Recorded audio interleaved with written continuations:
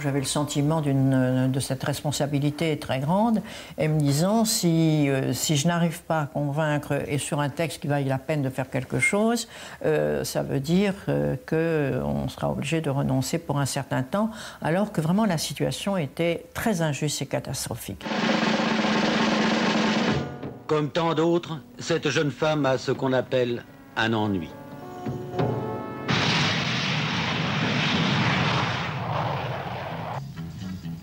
Si elle se rend en Angleterre, c'est que l'avortement n'y est plus considéré comme un délit.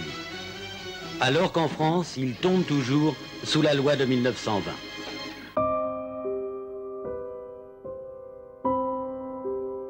En France, elles sont alors 300 000 à avorter clandestinement chaque année. 300 000 femmes coupables de meurtre, selon l'antique loi pénale de 1920. Une loi désormais obsolète et ouvertement bafouée.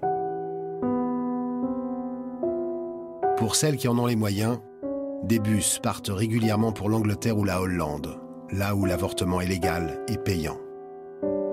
Pour les autres, il s'effectue dans des conditions morales et sanitaires souvent tragiques.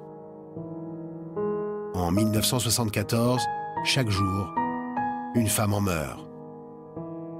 On ne pouvait pas continuer à avoir des personnes qui pouvaient partir dans les pays limitrophes, se faire avorter, aucun suivi, n'est-ce pas, retour ni rien. On ne pouvait pas avoir non plus les malheureuses qui avaient encore affaire à des faiseuses d'anges ou à des médecins qui sortaient mutilés, quelquefois stériles à vie, qui portaient ce drame toute seule en elle-même sans pouvoir en parler à personne. Tellement de femmes étaient touchées par ça, d'ailleurs jusqu'à se suicider éventuellement si elles ne trouvaient pas une adresse. Alors il y avait une telle injustice qu'on était pressés. Tout se débloque avec l'élection de Valéry Giscard d'Estaing à la présidence de la République.